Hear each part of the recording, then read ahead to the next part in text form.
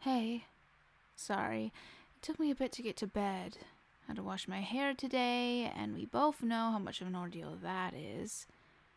If I wash my hair, I end up forced to blow dry it, because if I don't, I end up waiting forever for it to air dry and... Wait, are you okay? You look mopey. Is something wrong? Oh, rough day. That's no good. Come here. Let me cuddle up with you.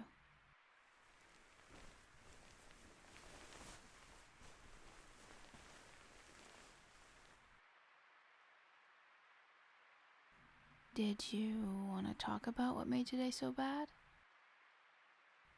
No? Well, what do you want to do? We can just lay together in silence if you want.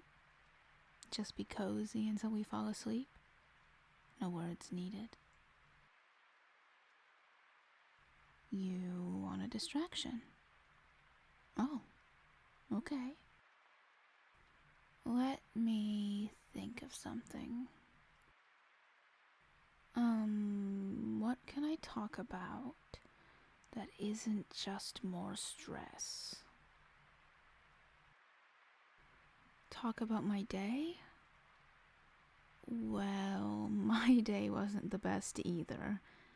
I doubt after having a shitty day, you want to hear me talk about the struggles of helping someone write an essay in one sitting, because someone forgot to send out the needed information until the day it was due. Yeah, relieved that is all over and done with. I tell you, I thought when I finished with school I left all of that yucky essay writing behind. Didn't think I'd end up being the tutor of my little sis, but that's just the way the cookie crumbles. She's just lucky I'm great at making up crap that sounds kinda smart. But that's besides the point. I'm not supposed to be ranting to you. This ruins the point of the whole distraction operation. How about I tell you some stories? Yeah. I mean, at least until my voice gets so grating you just want me to shut up. Love, it's just a joke. But what do you think? Unfortunately, no. I do not have more Pinoy folk tales. I never really got told them growing up, so the ones I told you before, just about the only ones I know of off the top of my head. But I can tell you some Chamorro folktales. Folktales from Guam. Lived there for quite a while, so I got immersed in the folklore. Yeah, I did. When I was little, I had this pretty big book just filled with folklore from the island. Got rid of it years ago, but sometimes I wish I still had it. Some of the stories I once knew were fading away in my mind, and it sucks. It's like I remember pieces, but for the life of me, I can't recall the story in its entirety. It's not all bad, though. I still remember plenty of stories, like the story of Butan dos Amantes, or the story of Two Lovers Point. Fun fact, there's two versions of the story that I know of. They both follow the exact same plot with a few details changed, but it's still sort of interesting that there's two versions that people know of. The story that people know best is this. Once, long ago, during a time when Spain claimed the Mariana Islands, there was a family who lived in Hagatna, the capital city of Guahan. The father was a wealthy Spanish businessman, and the mother, a daughter of a great Chamorro chief. This family owned much land, and were highly respected by Chamorros and Spanish alike. Their oldest daughter was a beautiful young woman, admired by all for her honesty, modest, and natural charm. One day, as was Spanish custom, the girl's father arranged for her to take a powerful Spanish captain as her husband. When the girl discovered this, she was so distraught that she ran from Hagatnya all the way to the north of Guahan, until she found a secluded and peaceful shore. There, on the moonlit shore, she met and fell in love with a young man from a modest Chamorro family. He was gentle, with a strong build and eyes that searched for meaning in the stars. She returned home with a promise to see him again. When the girl's father learned of the two lovers, he grew angry and demanded that she marry the Spanish captain at once. However, that day at sundown, she stole away to the same high point along the shore, and once again met her Chamorro lover. Her father, the captain, and all the Spanish soldiers pursued the lovers up to the high cliff above Tumon Bay. The lovers found themselves trapped between the edge of the cliff and the approaching soldiers. All the young man could do was warn them to stay back. The father ordered the soldiers to halt. The lovers tied their long black hair together into a single knot. Acting as if they were entirely alone, they looked deeply into each other's eyes and kissed for the final time. Then they leaped over the long, steep cliff into the roaring waters below. Her father and all who remained rushed to the edge and stared in great anguish at the ocean below. The lovers were gone, never to be seen again. Today, the place where they jumped is known as Putan dos Amantes, or Two Lovers' Point. Visitors still pay homage there to great love. Yeah, visitors. You can visit Two Lovers' Point. I've been there. It's sort of like a vista point. They built up a little area you can stand at the cliff. People take pictures there or, get little souvenirs. I'm sure my parents have a picture of me sulking there or something. I was a kid. I don't think most kids want to look at a vista point, much less one centered on something gushy like love. Anyway, no need to get distracted. Our next story is simply called Sirena. A playful young woman named Sirena once lived near the Hagatnya River, right at the place where fresh spring waters dividing the city met with the ocean at the river's mouth. Sirena loved the water, swimming whenever she could steal a moment from her many chores. One day, Serena's Nana, or mother, sent her to gather coconut shells so she could make coal for the clothes iron.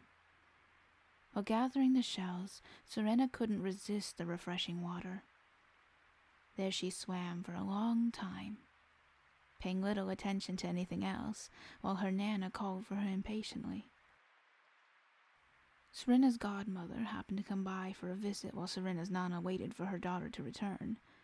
Serena's Nana began complaining about her daughter, becoming angrier the more she spoke. She knew Sirena was probably swimming in the river instead of completing her chores.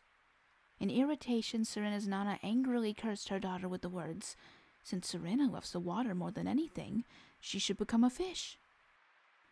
However, her godmother, realizing the harshness and the poor choice of the woman's words, quickly interjected, "We, the part of her that belongs to me, is human." Suddenly, Sirena, still swimming in the river, began to feel a change coming over her. To her surprise and dismay, the lower half of her body transformed into the tail of a fish. She had fins like a fish, and her skin was covered with scales. However, from the waist up, she remained a girl. In her new form, Sirena was unable to leave the water. Her Nana soon saw what had happened to her daughter. Regretful for her curse, she tried to take back her harsh words, but she could not undo Serena's fate. So as not to be seen or caught by any passerby, Sirena gave a final farewell to her mother before she swam out to sea. She said, "Oh, Nana, do not worry for me, for I am a mistress of the sea which I love so much. I would rather be back home with you. I know you were angry when you cursed me, but I wish you had punished me some other way. I would rather you whipped me with your strap than be the way I am now. Nana, take a good look at me, for this will be the last time we will see each other." With these words, Serena disappeared among the waves. Many stories have been told of sailors who caught a glimpse of her at sea. According to myth, though, she can only be captured with a net of human hair. Yeah, it's a mermaid legend, and also fairly sad. Most folktales tend to be rather somber regardless of where you look. Even ones on an island, I guess.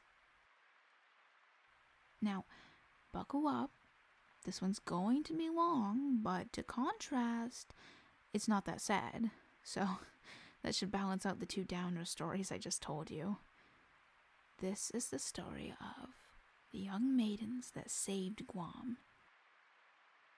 A long time ago, the ancestors of the modern-day Chamorros came to the Marianas, a mighty race of people. Now, forgive me because I may butcher my pronunciation, but they were called the Tautamona, which means the people of before. It is said that the Tautamona were giants, very clever and wise, and that they possessed magical powers. During that time, a group of fishermen who fished in Hagatnya Bay noticed that the mouth of the bay was quick growing larger and larger. They could not understand what was causing it to grow. At the same time, a group of fishermen from Pago noticed that Pago Bay was also growing larger and larger. It seemed that the center of the island was being eaten away on both sides. The people could no longer ignore what was happening. The land between Hagatnya and Pago was becoming narrower each day. They realized that if this trend continued much longer, the island would soon become two separate islands. A meeting was called to bring together all the wise Tautamona. After comparing their observations, everyone agreed that something had to be done, and quickly. They realized there must be an answer about what was causing the narrowing center of the Guahan. But unfortunately, no one knew what it was. The group disbanded without knowing quite what to do. A few days later, a Pago fisherman was out early in the morning doing his day's work when he spotted a giant fish. The fisherman, curious to find out more about the large creature, tried to approach it. As he neared, he realized that it was eating big chunks of land. But whenever he came closer, the giant fish saw him and quickly swam away. The fisherman ran to tell everyone about the giant fish that he had seen chewing away at the land in Pago Bay. When they heard his account, the people were outraged and vowed to fend off the giant fish. Early the next morning, all the strong men of Guahan gathered with their weapons and started out on their mission. They were going to stop the giant fish from chewing through the island. Hagatnya and Pago Bays were filled with the canoes of fishermen and others who wanted to help. The men paddled into the bay looking for the terrible fish.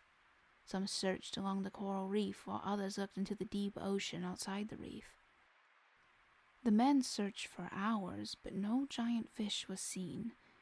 As nightfall came, everyone returned home, filled with disappointment.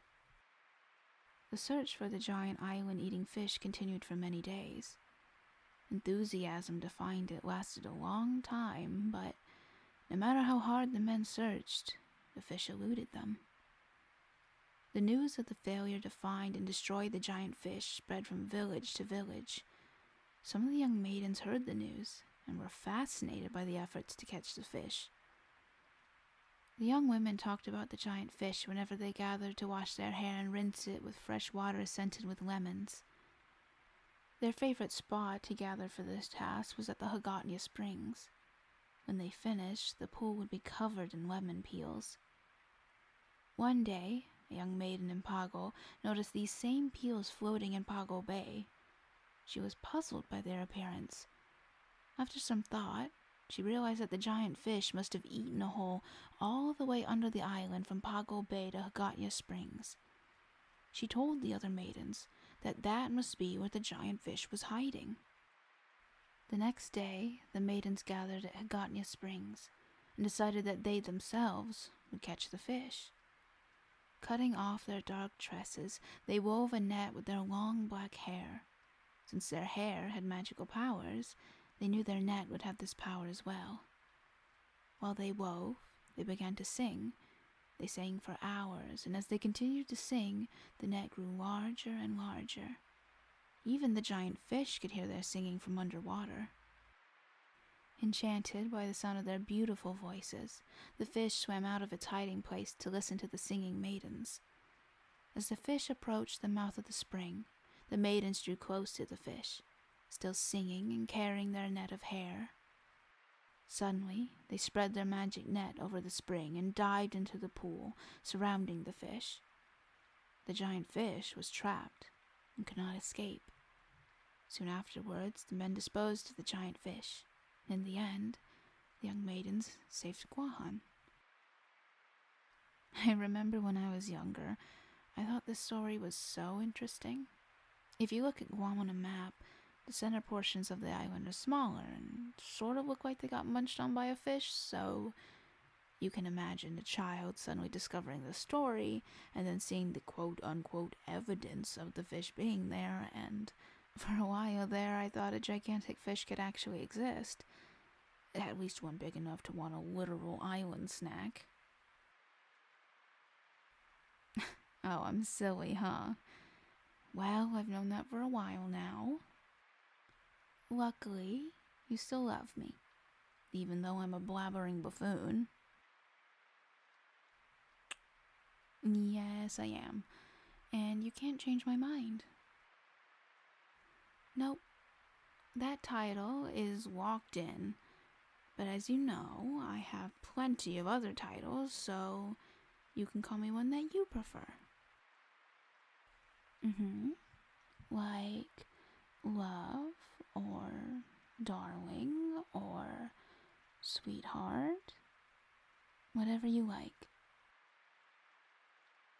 That's a good one. It absolutely is. Now, how about we try and get some rest? It'll do us both some good. Good night, love. Hope you sleep well.